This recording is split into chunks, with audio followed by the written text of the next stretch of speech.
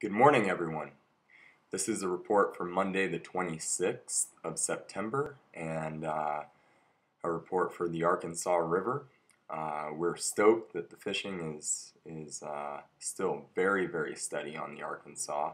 In fact, it's as good as I've seen it for many years in the fall, and we're experiencing still some excellent end of summer dry fly action, as well as starting to see some great streamer action up the river corridor as the browns start to begin in their pre-spawn activity. And so, just an excellent place to get down to from the Front Range and experience very easy wading and great access to one of the best rivers in the state. Right now, we're flowing 320 CFS in Wellsville, just a little bit more than that at Parkdale, 364 at Parkdale today. We're going to see those flows for a good amount of time, and we're probably going to be in that flow range throughout the winter. So expect to see that kind of flow for a while now. Basically, the end all be all rig on the Arkansas right now, the one that is really taking a lot of fish, is the Hopper Copper Dropper. However, streamers are really beginning to turn on as all of our brown trout in this river begin to enter into that pre-spawn stage here in the fall. So, we're seeing a lot of browns starting to move up into shallower water, not necessarily digging yet, but you will see areas where there are some fish kind of stacking up and starting to get into that mode. So make sure you're aware of those fish and that you're not really targeting spawning fish on the river. There's plenty of fish around that aren't spawning that are very, very aggressive in that pre-spawn nature, and that's why those streamers are working well. Anything from a size 6 to a 12, olive, ginger, or natural, in say a slump buster, a standard rubber leg booger, or kiwi muddler, conehead muddlers are great as well. So that's kind of what you want to look for in the streamer category. Like I said, Hopper Copper Dropper is still the go-to rig. We're going to see a lot of double dry activity still early and late. Tractor dries, Royal Wolves, Humpies, and stuff like that in a size 16 to 18, trailing off of a bigger attractor, say a size 10, 12, or 10 or 12 stimulator, or PMX or something like that. We'll also see a lot of mayfly activity here in the coming weeks.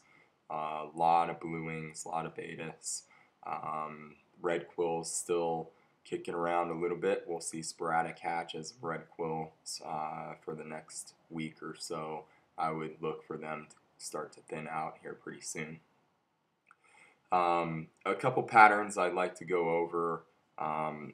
Number one, still really understand that there are a good amount of caddis out there still. That's that tan caddis, the smaller size in a 16 to 18. But in the late afternoon and evening, those caddis are really kicking around and fish really key to them. A tan ice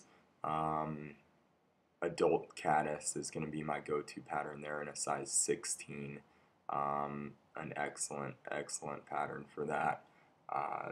As far as Hopper Copper Dropper fishing goes, let's look at a couple of lead flies, a couple of indicator flies, so to speak. One being the High Vis Stimmy in a size 14. This is we tie it in a foam body, give it a little more buoyancy, get it up in that water column a little bit, keep it high and dry. Because if you're trailing two flies and up to 36 inches of tippet, that's a lot of drag on that fly. So you need something that's pretty buoyant. Again, another stimulator, not a high vis, but a big hair wing, bleached hair wing, foam body again. This is Larry's Mama Ape, orange and yellow on the body segmentation, an excellent pattern for this time of year. Just a touch smaller in a size 14, this lime stimulator.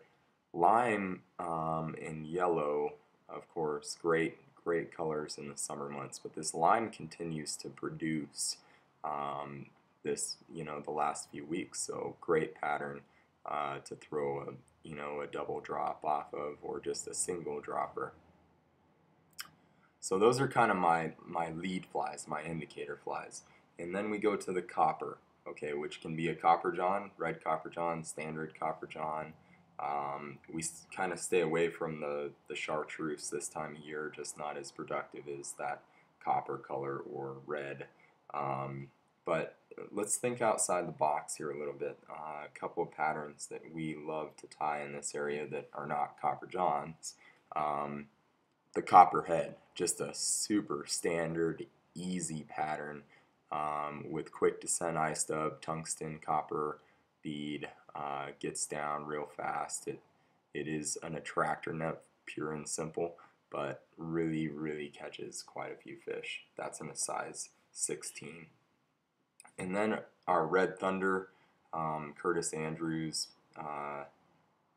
one of his very good patterns, going to be a flashback, kind of pheasant tail esque pattern. It's got the flashback pheasant tail dub, or peacock dub rather, red tube body, and this is in a size 16 as well with a copper tungsten bead. So those are my two go-to copper dropper bugs. Then you're going to go with another dropper, and with that copperhead or the Red Thunder or a copper john, you're going to run that about 20 inches with 5x fluorocarbon off of your indicator fly. Then you're going to go another 14 to 20 inches with 5x or 6x fluorocarbon to your furthest dropper off that copper. Very small pattern, size 20 to 22, splat betas, one of the best blue-winged olive imitations that we have to offer here, tied by Shea Gunkel, and just a great little blue-winged olive epoxy back imitation. 2-bit hooker, one of Charlie Craven's patterns, just really a go-to pattern for me right now, with the real slender body, size 18 or 16 2-bit hooker would be my go-to in an olive or a rust. We tie it in kind of a rust, not a red. So those two patterns are my go-tos for the furthest dropper. If you want to throw a stonefly and go pure nymphing, although 300 CFS doesn't really warrant pure nymphing because you're picking up a lot of junk off the bottom all the time, getting hung up, just not deep enough, not turbulent enough for standard nymphing, with the exception of some areas, some deeper riffles, stuff like that. But feel free to throw a stonefly, trail that copper dropper off of the stonefly. You'll be very successful in doing that as well. But to hit more water and to jump around and hit the pocket water and the edge seams and stuff like that, and really cover water, which is what you kind of want to do right now with the lower flows, because you're able to, I would suggest the hopper copper dropper.